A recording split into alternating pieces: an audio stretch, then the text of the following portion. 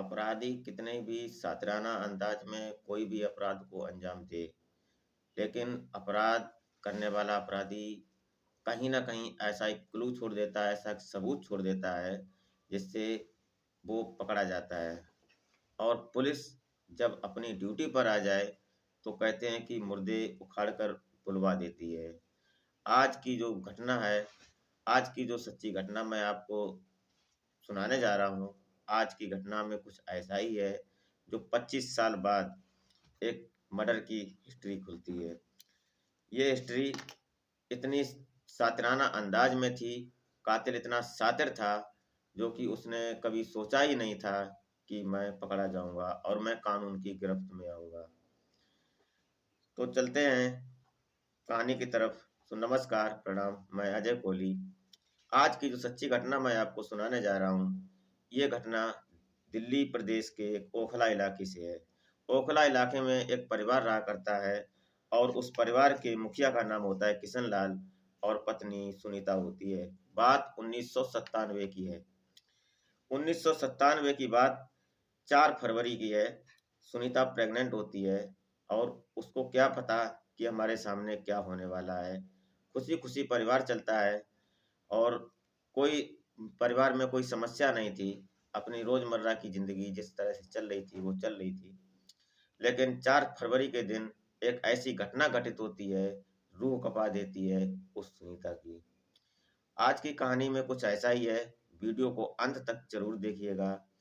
Video describe ना करें और अच्छी लगे तो लाइक कर दिया करें और सब्सक्राइब कर लें ताकि हमारी वीडियो आप तक बहुत जल्दी और अग्रिम पहुँचे। ये ओखला इलाके में ये किशन लाल नाम से एक परिवार रहते हैं। इनकी पत्नी सुनीता होती है।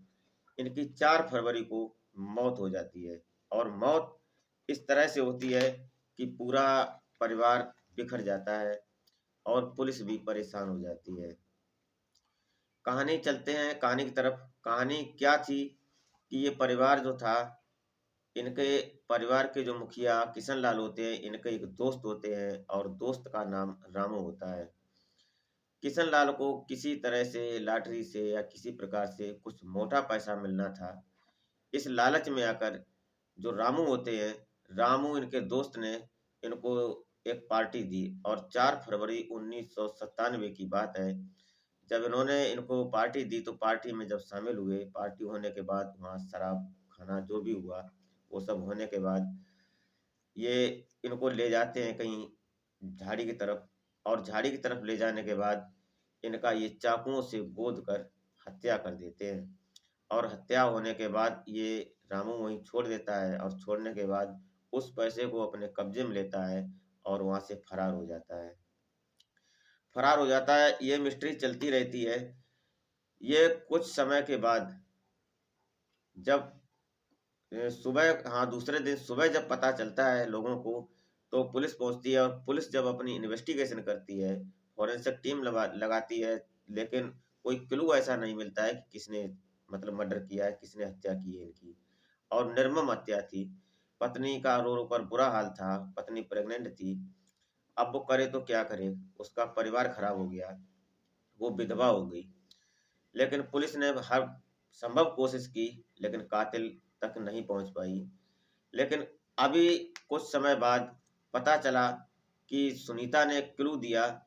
जब पुलिस परेशान हो गई, कई अधिकारी आए और चले गए, कई साल गुजर गए, लेकिन कोई क्लू नहीं मिला। तो उस सुनीता से एक क्लू मिलता है कि हमारे पति के साथ एक रामू नाम के व्यक्ति उनके दोस्त हुआ करते थे और वो उनके साथ आया जाया करते थे। उनसे संपर्क करते हैं तो शायद है कि उनसे पता चले, क्योंकि उन्होंने ही 4 तारीख में उन्हें पार्टी दी थी और पार्टी में वो गए थे। जब ये बात पुलिस को पता चलती है, पुलिस के कानों में खबर पहुंचती है, तो पुलिस एक्टिव होती है और पुलिस रामू को खोजना शुरू कर देती है। लेकिन रामू को खोजते-खोजते रामू का कहीं अता-पता नहीं चलता है। साठ 10 साल चलते रहते हैं और समय टू समय गुजरता रहता है, लेकिन कोई उस कातिल का कोई पता नहीं चलता है। जब पता नहीं चलता है, धीरे-धीरे 2022 आ जाता है, लगभग 20-22 साल हो जाते हैं, अभी तक रामू का कोई पता नहीं चला। और इधर सुनीता जो होती है, ये पुलिस के चक्कर काट-काट कर हैरान परेशान हो जाती है, हार थक कर बैठ जाती है अपनी ज़िंदगी से, क्योंकि एक बच्चा भी था, उसको अपनी ज़िंदगी भी देखनी थी और बच्चे की परवरिश भी करनी थी, ज़िम्मेदारी उस माँ के ऊपर थी। अब वो करती तो क्या करती?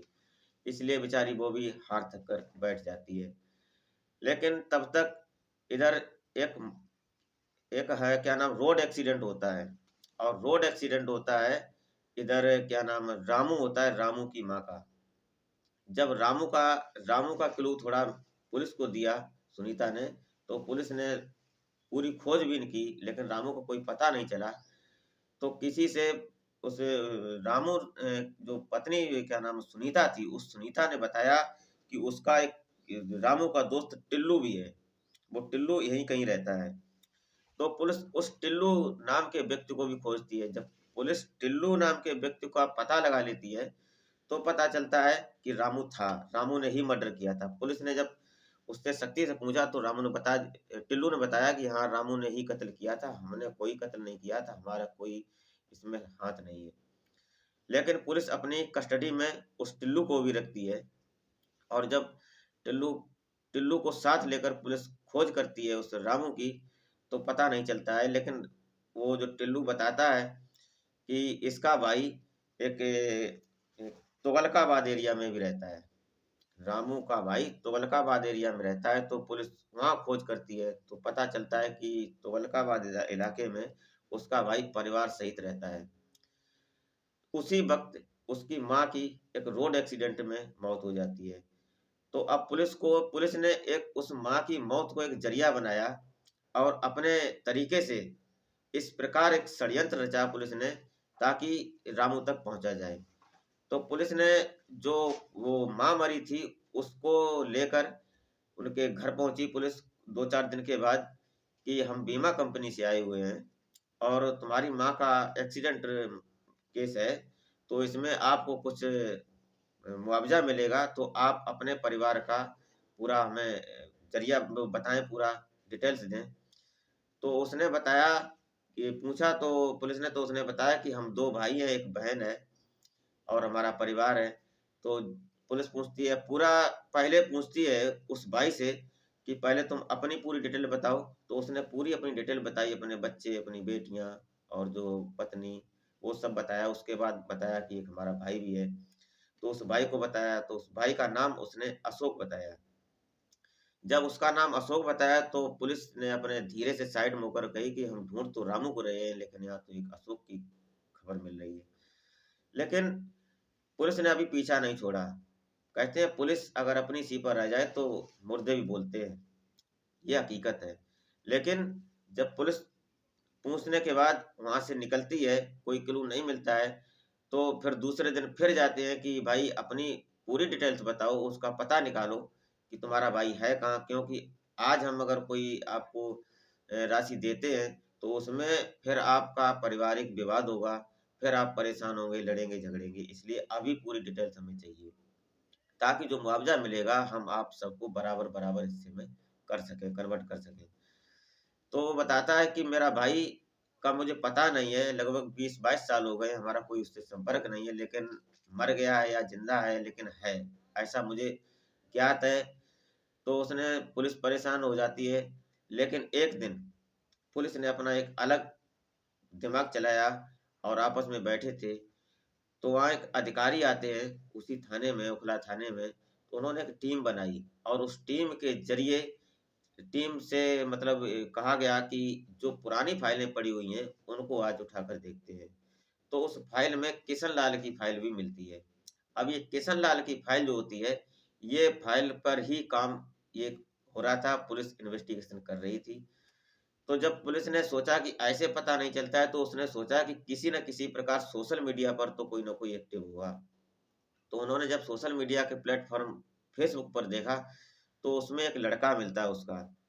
उस लड़के की प्रोफ़ाइल को जब खोलते हैं, तो उसमें अशोक नाम के व्यक्ति का एक चेहरा मिलता है, फ़ोटो मिलती है। तो वो लखनऊ से होता है। उसकी प्रोफ़ाइल में जो एड्रेस था, अबाउट सेक्शन में, वो लखनऊ का मिलता है। अब पुलिस एक टीम लखनऊ पहुँचती है, और जब लखनऊ पहुँचती है, तो वहाँ उस लड़के का अता-पता निकालने के बाद उसके घर पहुंचती है तो वहाँ पूछते हैं कि भाई ये क्या नाम, आपकी दादी खत्म हो गई हैं और आपका पूरा परिवार, हमें पता होना चाहिए कि आपके परिवार में कितने सदस्य हैं, ताकि जो हम राशि देंगे, जो राशि आपको मुआवजे में मिलेगी, वो राशि आप तक बराबर बराबर हिस्से में पहुंच सके। इस बात को लेकर ये 16 दिसंबर की बात है, जब लखनऊ में पुलिस पहुंची 16 दिसंबर 2023 में। उस लड़के ने पूरी डिटेल बताई, और जब उसने अपने पिता को बताया तो पिता का जो आईडी प्रूफ था, आधार कार्ड और पैन कार्ड, वो अशोक चौधरी के नाम से था, नहीं, अशोक यादव के नाम से था। अब अशोक यादव, पुलिस वहां भी चक्कर खा जाती है कि हम ढूंढ रहे हैं रामू को और यहाँ अशोक यादव मिल रहा है। लेकिन जब धीरे धीरे पता निकाला तो उन्होंने, उसके बेटे ने बताया, उसके बेटे से जब पुलिस ने पूछी तो उसने बताया कि हम, मेरे पिता ई रिक्शा चलाते हैं और उससे ही हमारा घर का सिस्टम चलता है। तो उन्होंने एक जरिया निकाला, पुलिस ने ई रिक्शा का। उन्होंने उस अशोक यादव का फ़ोन नंबर लिया और फ़ोन नंबर लेने के बाद जब उससे बात की तो उन्होंने बताया कि हम ई रिक्शा संबंधित इंश्योरेंस कंपनी से बात कर रहे हैं, क्या आप हमसे बात करना चाहेंगे, क्या आप हमसे मिलना चाहेंगे, इसमें आपका कुछ फायदा और कुछ बेनिफिट होने वाला है। तो अशोक यादव जो थे, ये लालच में आकर उनसे बात करने के लिए मिल जाते हैं और उनसे फेस टू फेस बात होती है। जब बात होती है, ये 2023 में 17 दिसंबर की बात है। जब वो सामने मिलते हैं तो पूरी बात बताते हैं उसको पुलिस वाले, लेकिन एक सादी वर्दी में थे, एक आम इंसान की तरह थे। जब बात कर बताते हैं कि तुम्हारी माँ का एक्सीडेंट हो गया है और जो आपको मुआवजा मिलेगा रोड एक्सीडेंट का, वो सबको बराबर बराबर हिस्से में कन्वर्ट किया जाएगा, ताकि आपका पारिवारिक विवाद न हो, इसलिए आप हमें अपना पूरा आईडी प्रूफ दें। तो उसने जब आईडी प्रूफ दिया तो आधार, पैन कार्ड और जो लाइसेंस होता है वो अशोक यादव के ही नाम से था और वहीं लखनऊ का ही एड्रेस था। इस बात को लेकर पुलिस साइड में होती है थोड़ी। एक पुलिस का बंदा उसके अशोक के पास रहता है और कुछ और लोग जो टीम में होते हैं वो साइड में होते हैं। वो बात करते हैं किशन लाल की पत्नी सुनीता से फ़ोन पर कि यहाँ आ जाओ, अब पहचान तुम्हें ही करनी है, क्योंकि ये 20, 22, 24 साल हो चुके हैं, तो हुलिया भी बदल जाता है। तो पुलिस जब सुनीता से बात करती है तो सुनीता भी परेशान थी, क्योंकि उसके पति की हत्यारे की अभी सजा नहीं मिली थी और पति का हत्यारा उसका गायब था। तो सुनीता एकदम एक्टिव होती है और वो सीधा लखनऊ के लिए बैठ लेती है दिल्ली से। वो सुबह लखनऊ पहुंचती है। पुलिस वहाँ अशोक पर नज़र रखती है और जब नज़र रखती है तो पुलिस के सामने जब सुनीता पहुंचती है और सुनीता जब उस अशोक यादव के सामने पहुंचती है तो वो एक ही आवाज़ निकालती है कि यही मेरे पति का कातिल है, और वो गस खाकर गिर पड़ती है, उसकी हालत खराब हो जाती है। जब ये नज़ारा पुलिस देखती है और वहाँ जो खड़े व्यक्ति देखते हैं, जो लोग देखते हैं, वो भी हैरान परेशान हो जाते हैं कि ये कातिल है जो हमारे हमारे साथ आज 20-22 साल से रह रहा था, हमने इसको पहचाना ही नहीं। आज वो कातिल अशोक यादव और ये सुनीता दोनों को पुलिस अपने साथ लेती है और दिल्ली ओखला इलाके में आ जाती है। जब यहाँ आती है तो यहाँ पता करते हैं, बैठते हैं, सब बात होती है। तो वो जो व्यक्ति अशोक यादव होता है, उससे जब पूछा जाता है कि ये तुमने मर्डर किया था, कैसे किया था, क्या मतलब था इसका, तो जो ये अशोक यादव जो रामू था, रियल में रामू था, इसका बदला हुआ नाम इसने अशोक यादव रखा था, वहाँ पहचान छुपा कर रह रहा था लखनऊ में।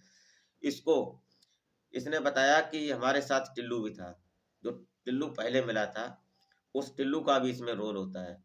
टिल्लू और अशोक जो रामू होता है, ये दोनों ने मिलकर उसकी हत्या की थी। इसने कबूल किया कि हमने कुछ पैसों के खातिर हमने किशन लाल की हत्या की थी।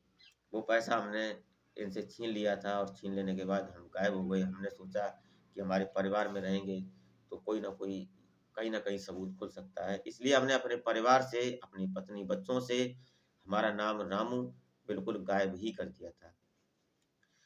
तो दोस्तों, वो पुलिस अपनी ड्यूटी पर आ गई और जो कातिल था उसने कत्ल बड़े सातिराना अंदाज में किया था और उसने अपनी पूरी कोशिश की।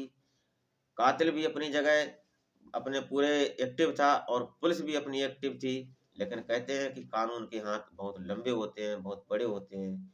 इसलिए आज की वीडियो आपको अगर अच्छी लगी हो तो शेयर कर दें और कमेंट में ज़रूर अपनी राय दिया करें और सब्सक्राइब कर लें ताकि हमारी हौसला अफजाई होता होता रहे। तो नमस्कार, प्रणाम।